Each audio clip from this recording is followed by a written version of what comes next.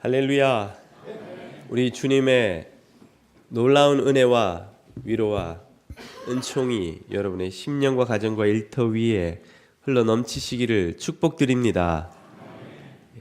먼저 이 시간에는 지난 주간에 IT를 다녀온 의료 선교팀의 보고 영상을 잠깐 보시겠습니다.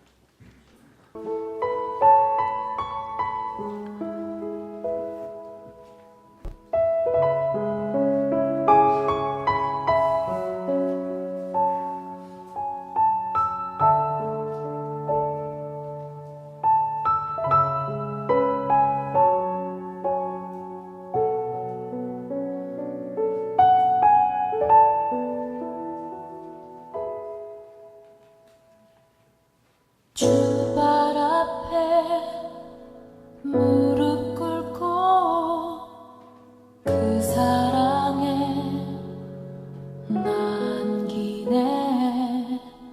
어떤 말도 그 어떤 소리도 그 발 앞에서 잠잠해지네.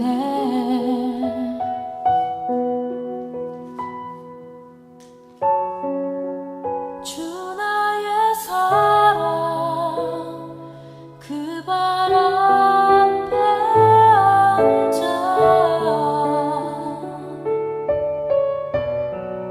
내 모든 기도는 사랑의 노래가 되네.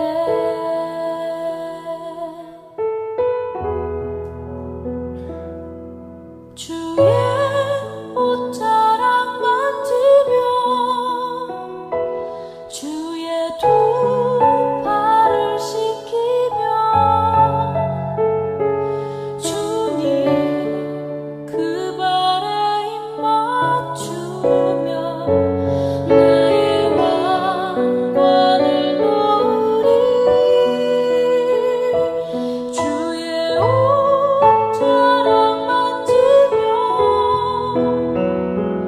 주의 두 발을 씻기며 주님 그 발에 입 맞추며 나의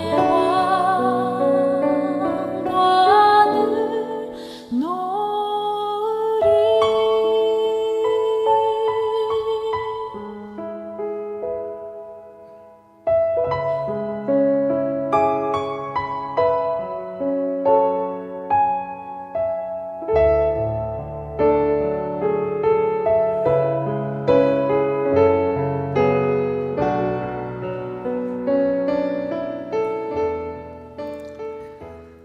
네, 의료 선교팀의 보고 영상이었는데요. 저도 잠시 함께 하면서 얼마나 행복하고 신이 나는지 모릅니다.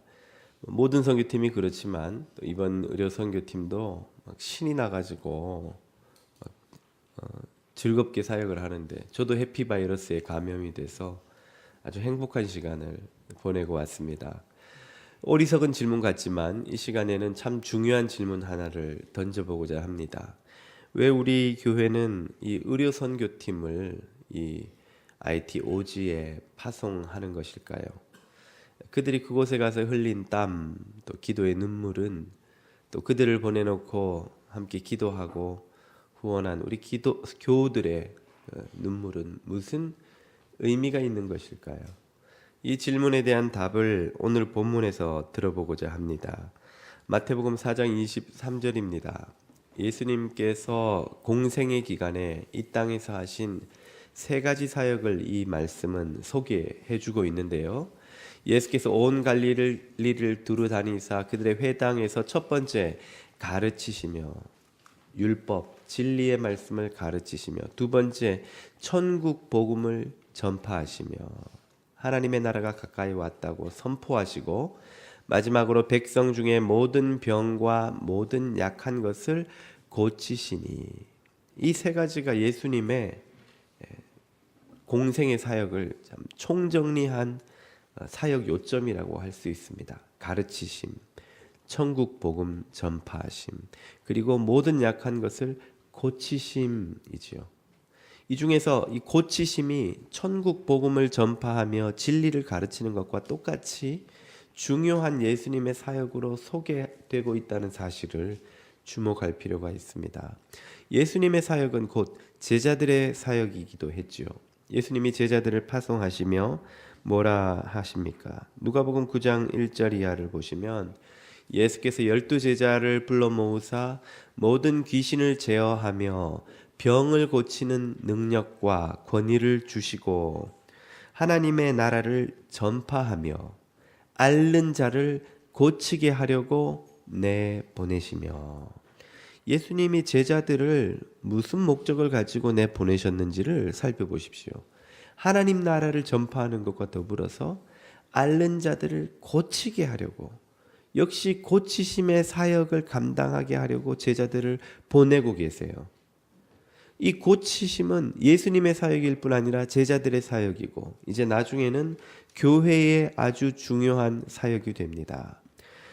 고린도전서 12장 9절을 보면 다른 사람에게는 같은 성령으로 믿음을, 어떤 사람에게는 한 성령으로 병 고치는 은사를 주셨으니 라고 말씀하시죠. 병 고치는 은사를 교회에 주셨어요. 왜입니까? 병 고침이 교회의 사명이기 때문입니다. 교회가 감당해야 할 미션, 사명, 임무가 바로 병 고침이기 때문에 그것을 감당할 수 있도록 하기 위해 은사를 주신 것이죠. 여기서 우리는 이 치유 사역에 대한 새로운 이해를 갖게 됩니다. 많은 경우 치유를, 이 병 고침을 복음 전파를 효과적으로 하기 위한 수단으로 이해합니다. 의료 선교를 하면 사람들이 모여드니까 그들에게 복음을 전파할 수 있지 않는가, 이렇게 생각을 하는데 이것은 틀린 이해는 아니지만 온전한 이해라고 할 수는 없습니다.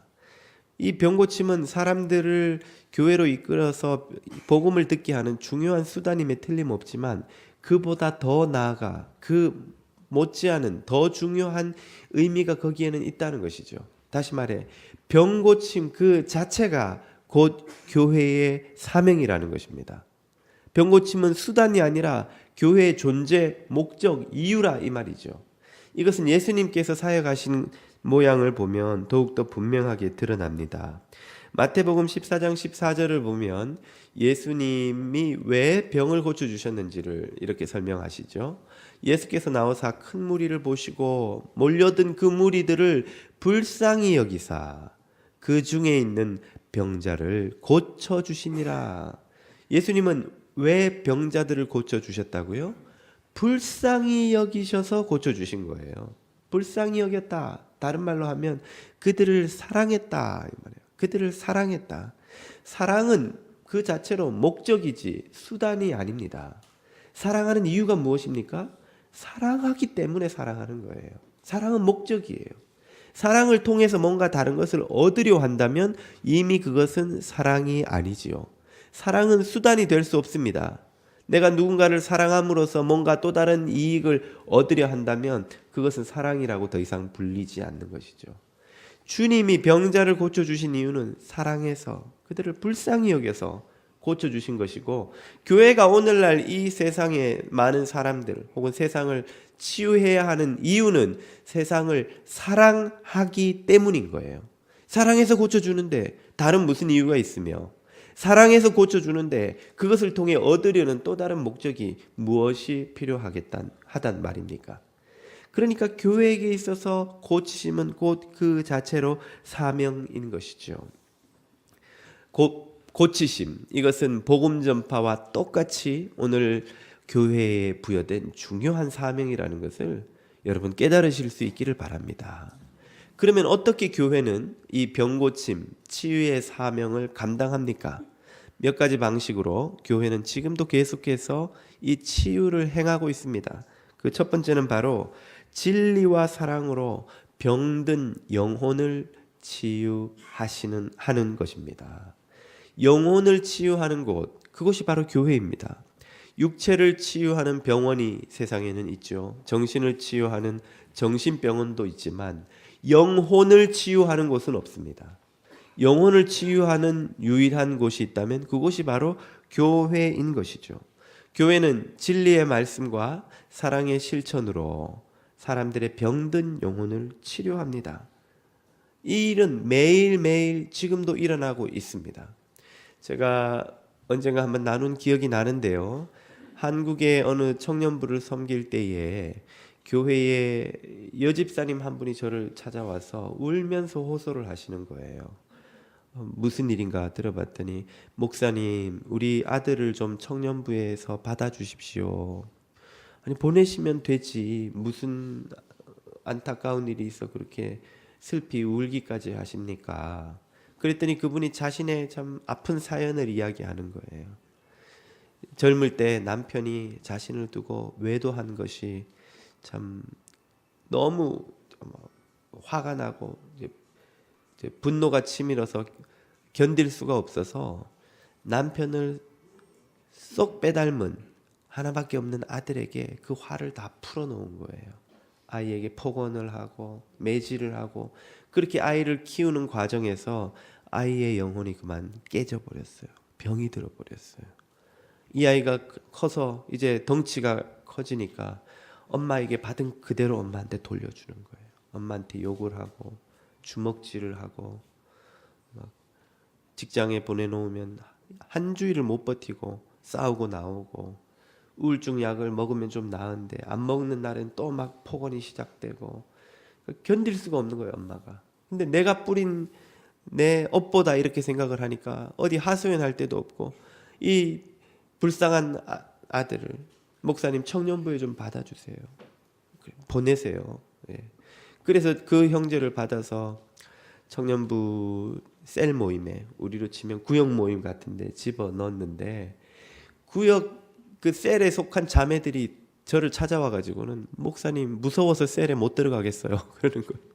이 형제가 눈빛이 얼마나 무서운지 막 마주보고 있으면 눈빛만 마주쳐도 막 섬뜩섬뜩 하다는 거예요. 그리고 물어도 뭘 말을 걸어도 대답도 안 하고, 한 번씩 말하면 막 살벌한 말을 하고, 막 이 형제하고 있는 게 너무 겁이 나가지고 자매들이 셀 모임을 못 들어가겠다는 거예요. 그래서 이 형제를 어떻게 하면 좋은가 막 고민을 하고 있으려니까 코치 자매 둘이 저를 찾아왔어요. 코치라면 셀 리더들을 섬기는 리더들, 우리로 치자면 구역 섬김이들을 섬기는 교구 섬김이, 장로님들 같은 분들이죠. 그런 자매 둘이서 저를 찾아와서는, 목사님, 걔를 저희 셀에 넣어주세요. 야, 되겠냐?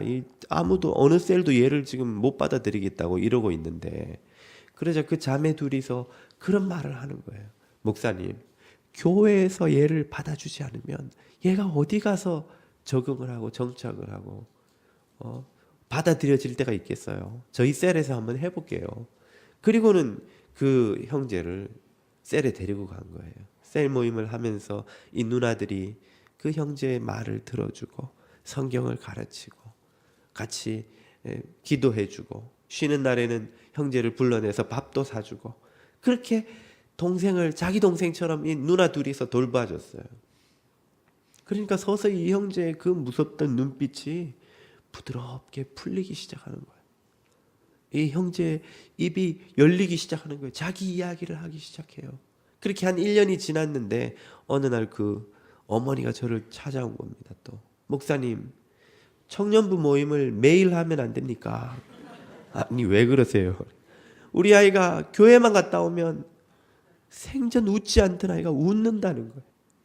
우울증 약을 안 먹어도 나한테 욕도 안 하고 주먹질도 안 하고 직장에 나가보겠다 그러고, 교회만 갔다 오면 너무너무 상태가 좋아진다는 거예요. 그러다가 이제 주중 지나서 주말쯤 되면 상태가 다시 쭉 나빠졌다가 이제 교회 갔다 오면 또 좋아졌다가. 그래서 목사님, 매일 청년부 모임 하시면 우리 애가 매일 상태가 좋을 거 아닙니까?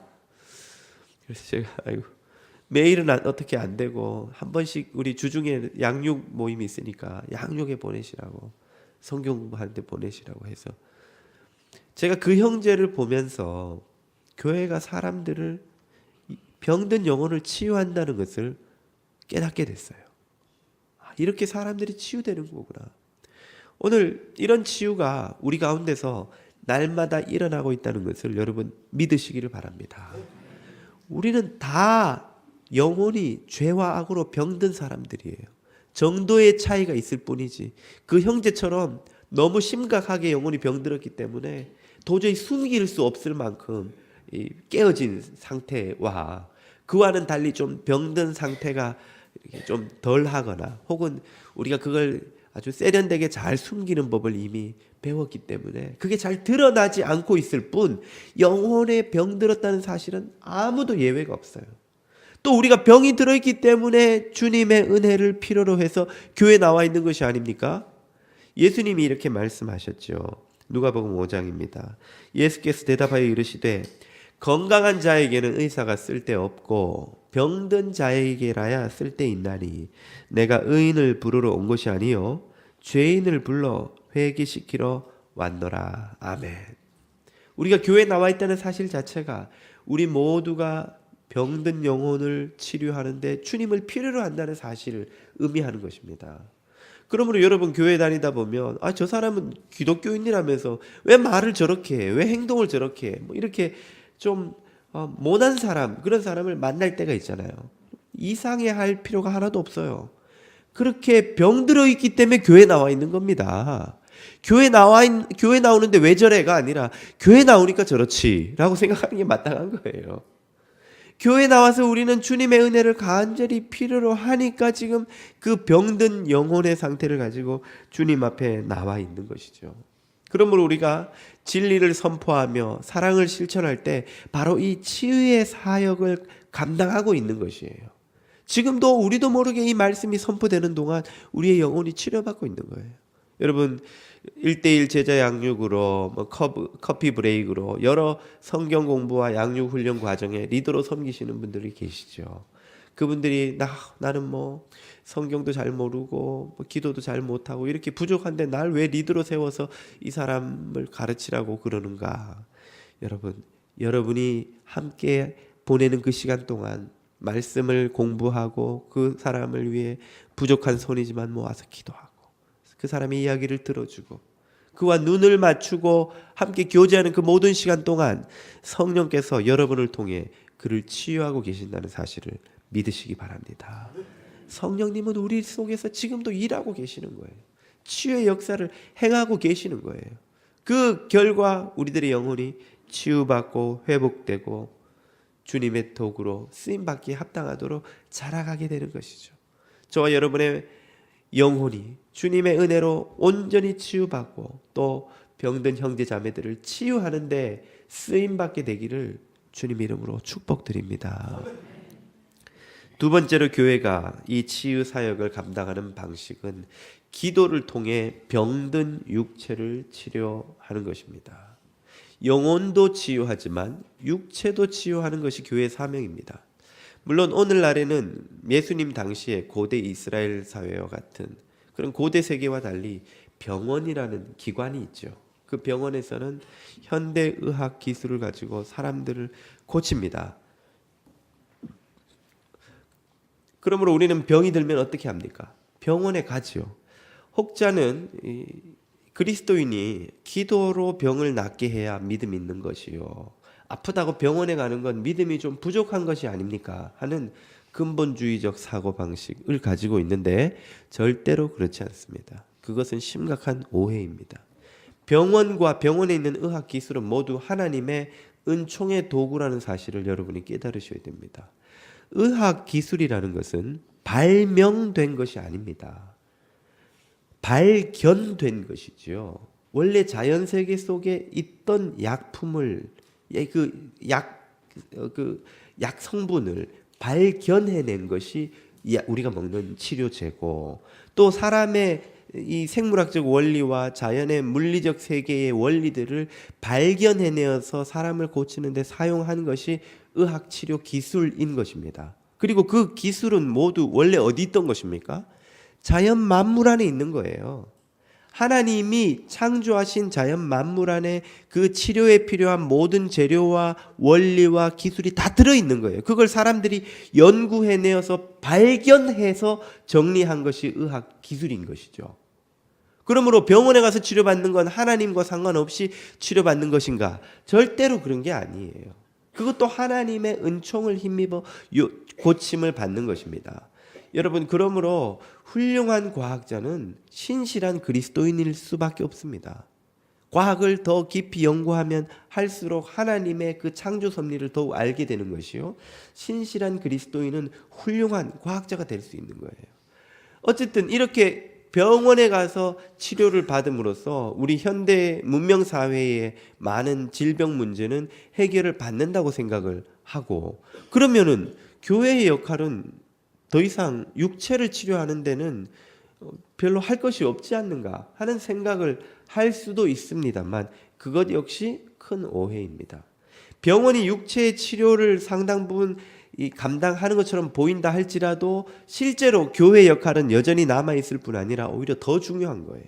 무슨 말인고 하니, 의사가, 여기도 의사 여러분 계십니다만, 의사가 할 수 있는 일은 사람을 살리는 게 아니기 때문에 그렇습니다.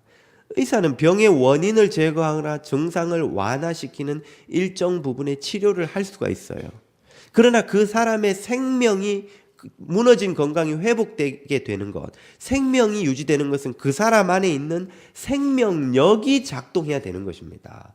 여러분, 한국 드라마를 보시면 가끔 의사가 수술을 하고 나와서 기다리는 가족들 앞에서 이렇게 말하는 경우를 들어보셨죠. 아유, 제가 할 수 있는 건 다 했습니다만 이제 남은 건 하늘에 맡기는 수밖에 없습니다. 그리고는 그 어색한 대사를 마치고 엑스트라가 퇴장하잖아요. 그런 드라마 많이 보셨죠? 안 보셨나요? 근데 그 대사가 정확한 거예요. 의사가 할 수 있는 건 거기까지. 몸에서 병을 일으키는 어떤 균이나 어떤 암덩어리나 뭔가를 발견하면 그걸 제거하고, 또 통증이 심하거나 진물이 나거나 하면 그것을 좀 완화시키거나 이렇게 줄이는 어떤 조치를 하고 할 수는 있지만, 그 사람 안에 있는 생명력이 작동하지 않으면 그 사람의 생명을 유지하거나 다시 되살리는 건 의사가 할 수 있는 일이 아니라는 거예요. 이거는 뭐와 같냐면, 여러분이 차를 문제가 생기면 정비소에 가져가는 것과 비슷합니다. 1급 정비사 아무리 뛰어난 사람이라도 할 수 있는 일은 타이어를 바꾸거나 오일을 체인지하거나 무슨 필터를 교체하고, 우리 교회도 정비하시는 분 여러분 계시죠? 그런 문제들을, 지엽적인 문제들을 바로잡아서 이 차가 엔진에 의해서 잘 굴러가도록 도와주는 것까지가 정비사의 역할이에요. 만약 엔진이 문제가 생겨서 차가 안 움직여요. 끌고 가면 뭐라고 합니까? 아이고 선생님, 이거는 엔진이 망가졌어요. 이 차는 폐차하셔야 됩니다. 엔진을 살릴 수는 없는 거예요. 망가진 엔진을. 엔진이 꺼지면 그 차는 그냥 버리는 겁니다. 엔진이 살아있어야 주변에 타이어도 바꾸고 이것저것 문제 생긴 거를 바로 잡음으로써 더 잘 굴러가게 할 수 있는 것이지. 똑같은 거예요. 의사도 우리 안에 있는 생명력이 역사해야만 그 주변에서 일어나고 있는 이 생명을 위협하는 여러 가지 원인들을 제거하거나 증상을 완화시키는 일을 할 수 있지, 생명 자체를 없는 것을 있게 하거나 죽어가는 걸 살리거나 그걸 유지시키는 것을 사람인 의사가 할 수가 없다는 거예요. 그것은 누구만이 할 수 있는 일입니까? 생명의 근원이시며 사람 안에, 육체 안에 호흡을 불어넣어 주셔서 생명, 살아있는 생명이 되게 하신 하나님만이 할 수 있는 일인 줄 여러분 믿으시기 바랍니다. 교회의 역할은 바로 그 하나님께 이 사람의 무너진 생명의 질서, 약해진 생명력이 회복되어서 빨리 급속히 회복이 이루어지도록 기도하는 그 사명을 교회가 감당해야 한다는 것이죠. 그러므로 사람을 병원에 보내놓고도 여전히 교회는 그 사람의 생명을 주님이 살려주시고 유지시켜주시고 회복시켜주시기를 기도하는 중보의 능력을 발휘해야 하는 것입니다.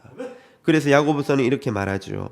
너희 중에 병든 자가 있느냐? 그는 교회 장로들을 청할 것이요, 그들은 주의 이름으로 기름을 바르며, 기름을 바른다는 것은 고대의 민간 치료요법입니다.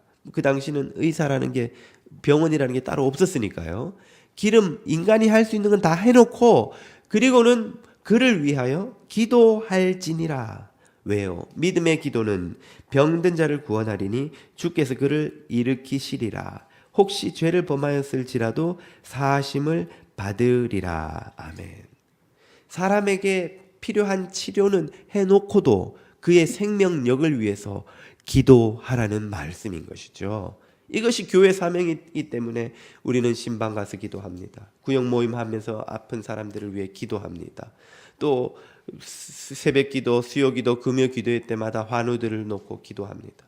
중보기도실에 들어가면 환우들 리스트를 놓고 힘써서 수많은 중보기도자들이 돌아가면서 기도를 합니다. 그 기도를 통해서 우리 안에 있는 생명력, 꺼져가는 등불이, 심지에 기름이 점점 바닥나면 어떻게 돼요? 등잔에 불이 점점 꺼져가죠. 거기에 다시 기름을 채워 넣으면 불이 확 일어나듯이 우리 안에 꺼져가는 생명력이 회복되는 치유의 역사가 일어나는 줄 믿으시기 바랍니다. 이를 위해서 하나님은 치유의 은사를 교회에 주셨어요. 치유의 은사를 가진 사람들이 우리 가운데 있습니다. 똑같이 기도를 하는데 남들보다 더 많은 치유의 효력을 일으키는 그런 기도의 은사를 받은 사람들이 있단 말이죠. 어떤 것과 같습니까? 여러분, 찬양대가 여기 다 참 아름다운 목소리로 뜨겁게 찬양하지만 각 파트마다 찬양대를 이끄는 리더들 참 소리가 더 잘 나오는 사람들이 있잖아요. 또 그에 비해서 상대적으로 좀 뭐 덜 나오는 사람들이거나 혹은 립싱크를 또 해야 하는 이제 소리보다는 주로 이렇게 비디오를 위해서 이렇게 초청받은 그런 분들도 많이 계시지 않겠어요? 아니, 누구를 지금 제가 폄하하려는 게 전혀 아닙니다. 우리 다 기본적으로 이 오디오와 비디오가 다 되는 분들이 우리 3부 찬양대는 다 되는 팀이에요. 다른 찬양대는 좀 립싱크가 있지만 3부 찬양대는 없습니다, 여러분. 믿으시기 바랍니다. 예. 똑같이 찬양을 해도 소리가 더 잘 나오는 보이스가 있어요. 그죠? 똑같이 여러분 마음이 되게 힘들고 괴로워서 누구하고 이야기를 하고 싶어 만나도 어떤 사람하고는 1시간 이야기하고 나오는데 좀 위로가 된다. 그런 사람이 있는가 하면 어떤 사람은 정말 너무너무 그 사람과 만남이 속을 시원하게 해주고 위로가 되고 힘이 나고 그래서 힘들 때 그 사람에게 전화해서 만나고 싶은 그런 사람들이 있어요. 그런 사람들은 뭐가 있는 사람들입니까? 상담의 은사가 있는 사람들이에요. 그런 사람들이 따로 있습니다, 여러분. 바나바의 별명이 뭐였다고요? 권위자, 권면하고 위로하는 은사를 가진 사람이에요. 바나바가 가서 위로하면 사람들이 막 힘을 얻는 거예요. 딴 사람이 하는 말에 몇 배의 용기가 나요. 상담의 은사가 있어요. 찬양의 은사가 있어요. 그것처럼 병 고치는 중보의 은사가 있습니다. 그럼 그런 사람이 누군지 어떻게 합니까? 측정하는 방법은 각자가 알 수 있는데요. 주변에 있는 환우들을 소식을 듣고 기도를 해요. 근데 누가 회복되었다, 좋아졌다 이런 소식을 자주 듣는 사람이 있습니다.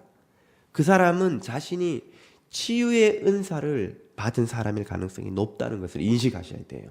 그런 걸 아시게 되면 바로 주보에 내시면 안 되고 받았다고 막 나는 치유 은사 있다고 막 다니면서 떠드시면 절대로 안 되고 그때부터 환우들을 위해 특별히 집중해서 중보하는 사명을 더욱 감당하셔야 됩니다. 은사를 주신 건 사명을 감당하라는 뜻이에요. 좋은 목소리를 주신 건 찬양의 사명을 감당하라는 뜻이에요. 사람들이 나만 만나면 막 위로를 얻어요. 그건 힘든 사람들을 위로하는 사명이 나에게 있다는 뜻이에요. 내가 기도하는데 주변에서 회복됐다는 소식을 막 들어요. 그러면 나한테 치유의 은사가 있나 보다. 그렇게 생각하고 환우들을 보고 더 집중적으로 그들을 위해 기도하는 그런 사명을 감당하셔야 됩니다. 물론 그러면 목사님 치유의 은사 받은 사람만 기도합니까? 당연히 그렇지 않죠. 우리 찬양대가 모두 솔리스트가 아니라도 함께 아름다운 화음을 만들어내는 것처럼 합심하는 기도는 응답받는 힘이 크다였습니다. 치유의 은사가 있든 없든 우리가 모여서 합심하여 기도할 때 교회에서는 치유되고 회복되는 기적들이 날마다 일어나게 될 줄 믿으시기 바랍니다. 우리 뉴저지 장로교회에 속한 모든 환우들이 이 중보의 능력을 통해서 그 생명력이 회복되고 치유받는 은혜가 있기를 축복드립니다. 마지막으로 교회가 이 치유의 사역을 감당하는 방식은 바로 선교지에서 치유의 통로가 되는 것입니다. 우리가 앞서 보았던 이 영상에 등장하는 그런 IT 라고나브 섬에서도 더욱 깊이 들어가는 산간지방, 이런 오지는 거의 평생 거기 사는 사람들은 의사를 만날 기회가 교회에서 온 선교팀을 제외하고는 없다고 보셔도 됩니다. 저희가 그 섬에 들어가는데 한 팀은 배를 타고 들어가고 한 팀은 비행기로 들어가는데 정규 항공 노선이 없어요. 거기 들어가는 비행기는 항공선교회라고 하는 MAF, 선교사들이 오지에 선교사들을 실어 나르기 위해 만든 항공사가 있습니다. 그 MAF 비행기만 들어가는 거예요. 저희도 6인승 비행기를 타고 들어가는데 곁에 제 곁에 앉았던 한 교우께서 목사님 이 비행기가 지금 골동품점에 들어가 있어야 될 것 같은데 우리를 무사히 저 섬에까지 데려다 줄지요. 섬에 있는 활주로도 아스팔트 활주로도 아니에요. 흙바닥이에요. 흙바닥. 그래서 우리가 내리자마자 그 조종사가 내려서는 막 그 아스팔트를 다니면서 그날 비가 많이 왔어요. 그 진흙 상태를 점검하는 거예요. 이게 진흙이 비가 너무 많이 고여 있으면 미끄러워서 비행기가 뜨지를 못하니까 빠져나가지를 못하는 거예요. 그런 오지에 들어가는 비행기 MAF 항공사의 조종사들은 다 선교사들이에요. 그 사람들은 이 오지의 선교사들을 실어 나르기 위한 이 항공 사역에 헌신한 사람들이죠. 물론 일반 항공사 조종사로 만약 취업했었다면 받을 수 있는 그 많은 수입을 그들은 포기하고 적은 수입으로 살면서도 그 오지로 들어가는 비행 노선만 그 경비행기로 선교사들을 실어 나르는 거예요. 우리 팀이 한 그때 5명이 타려고 하니까 어떻게 무슨 일로 가느냐 물어서 우리가 라고나브섬에 여기 선교사, 의사, 목사들이 간다. 그러냐고. 그럼 기도하자고. 여기 조종사가 우리를 앞에 세워놓고 탁 손들고 기도하더래. 하나님이 이들과 함께 해주시고. 그 사람들도 선교사니까. 그 사람은 평생 오지의 선교사들만 실어 나르는 거예요. 또 물품 같은 거.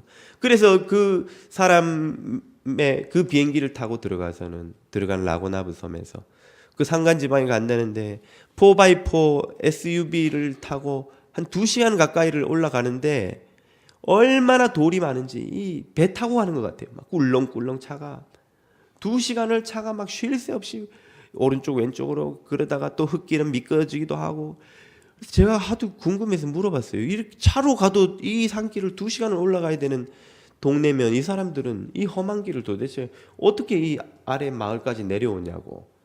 그랬더니 안 내려온대요. 그냥 거기서 태어나서 거기서 살다 거기서 죽는다는 거예요. 그렇게 겨우 도착해 보니까 거기 2011년입니까? IT 대지진 이후에 월드비전에서 막 그때는 전 세계에서 IT로 도네이션이 쏟아질 때였어요. 들어와서 세워놓은 클리닉 건물이 조그만 게 2개가 있는 거예요.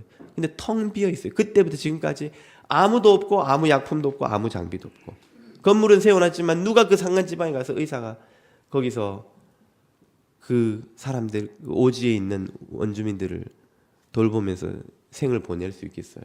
그러니까 텅 비어 있는 거예요. 거기 사회 가시는 김성은 선교사님이 거기 마을에 방문하면 그 마을 사람들이 여기 좀 의사 좀 보내달라고 그러는데 뭐 방법이 없는 거죠.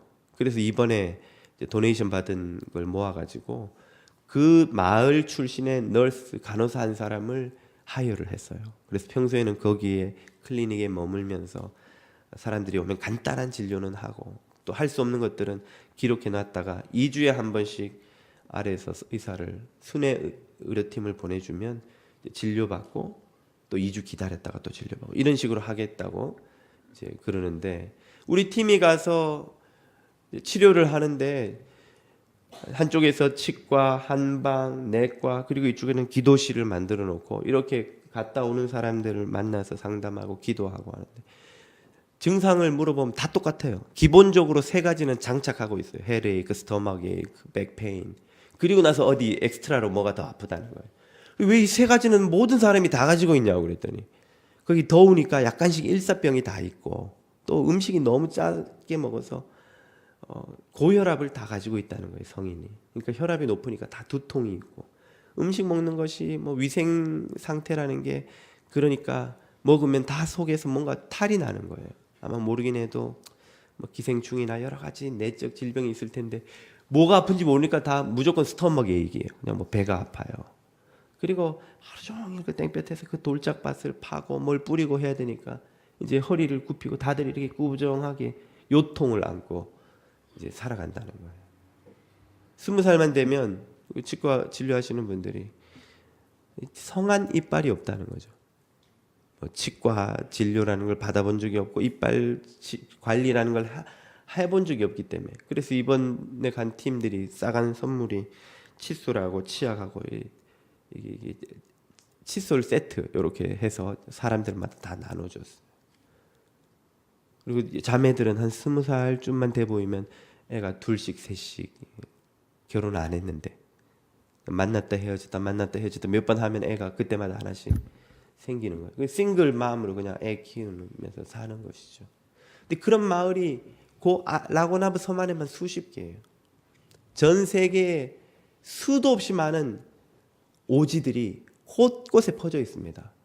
우리는 이 미국이라는 인류 역사상 유례가 없는 풍요를 누리는 사회에 사니까 세상 사람들이 다 이렇게 사는 줄 알아요. 극히 일부 서구 사회 선진국 몇몇 나라들 빼고는 이렇게 사는 인류가 거의 이 지구상에 지금 21세기에도 없어요. 절대 다수가 이런 혜택을 누리지 못하고 그 중에 상당수는 방금 말씀드린 것 같은 이런 오지의 삶과 다름없는 그런 비참한 삶 속에서 여전히 살아가고 있는 것이고, 그들에게 있어서 치료의 유일한 통로는 교회가 한 번씩 보내주는 이 선교팀 말고는 눈 씻고 만날래야 만날 수도 없는, 죽을 때까지 의사라는 사람을 한번 만나보지도 못하고 죽는 사람들이 세상에 수두룩하다는 것이죠. 바로 그런 이들에게 치료하시는 하나님이 살아계신다는 걸 보여줄 수 있는 유일한 통로는 교회뿐인 거예요. 교회 말고 누가 그곳에 사람들을 보내면, 선교사들을 보내서, 선교사 말고 누가 그곳에 자신의 삶을 포기해가며 힘겨운 삶을 살겠어요. 우린 잠시 며칠 있다가 와도 덥고 불편하고 며칠이니까 참죠. 거기 계신 선교사님, 저희와 함께 하셨던 분은, 그분도 의사이신데 자기가 한국에서 번 돈 뭐 이런 거 다 해가지고 자비랑 선교사로 거기 와서 사시는 거예요. 당연히 과거에 한국에서, 그래도 한국 요즘 얼마나 잘 삽니까? 한국에서의 삶과 비교할 수 없는 거예요. 하나님이 그를 보내지 않으셨으면 왜 그가 거기 가서 그 사람들에게 의사 노릇하며 선교사 노릇하며 살겠냐는 거죠. 오늘날에도 수많은 사람들에게 있어서는 교회가 아니고는 살아계신 하나님을 보여줄 수 있는, 치료하시는 하나님의 손길을 경험하게 해줄 수 있는 길이 없는 것입니다. 그러니까 교회는 여전히 선교지에서 세상을 고치라는 이 사명을 감당하고 있는 것이에요. 이번에 우리 교우들이 얼마 전에 도네이션 한 것으로 거기 초음파 진단기라는 게 들어갔다고 해요. 저도 이게 뭔지는 잘 모르겠는데 울트라사운드 체크하는 여러분 병원에 가서 하는 그런 게 아닌가 싶은데, 저희가 이번 선교팀이 갔더니 그 김성은 선교사님이 클리닉에 그 뉴저지 장로교회가 그 클리닉 한 파트를 도네이션 했다고 그 현판을 붙이겠다는 거예요. 우리 교회가 이거 건물 짓는 거 다 해준 것도 아닌데 뭘 이런 걸 굳이 하냐고 그랬더니, 선교사님도 그런 거 되게 싫어한대요. 이전에 도네이션 많이 받아도 그렇게 한 번도 한 적도 없는데 이번엔 너무너무 당신이 하고 싶다는 거예요. 그 초음파 진단기인가 하는 걸 가지고 그곳에서 사람들이 그 진단기가 아니었으면 도저히 찾을 수 없는 중병을 찾아서 도시로 나가서 진료받고 생명을 건질 수 있는 이 기회가 여러 번 있었다는 거예요. 그렇지 않으면 그냥 아프다고 오는데 이 사람이 그냥 간단한 복통인지 정말 심각한 안에 암이나 뭐가 있는 건지 알 방법이 없는 거예요. 한 번씩 도시 나가서, 수도에 나가서 치료받고 오는 게 돈이 얼만데 아프다는 사람마다 다 보내줄 수도 없고, 누가 진짜 아픈 사람인지 누가 그냥 간단한 복통인지 알 수도 없고. 근데 이 초음파 진단기 때문에 너무 많은 큰 도움을 받고 있어서, 본인도 의사니까 그게 얼마나 유익한지 아니까 그러신 거겠죠. 꼭 이거는 현판을 좀 붙이고 싶다 그래서 우리가 그걸 갖다 붙인 거예요. 아까 사진에서 보셨지만. 그런 오지에서 하나님의 살아계심을, 고치시는 하나님이시라는 것을 보여주기 위해서 교회, 지금도 사람들을 그곳으로 보내고 있는 것입니다. 그 일에 우리 온 교회가 한마음 한뜻이 되어서 섬길 때에 그 땅에 있는 사람들에게 하나님이 살아계시다는 걸 보여줄 수가 있는 것이죠. 예. 지난주에 이 티셔츠 이거 제가 홍보를 잘해서 많이 팔았다고 그래요.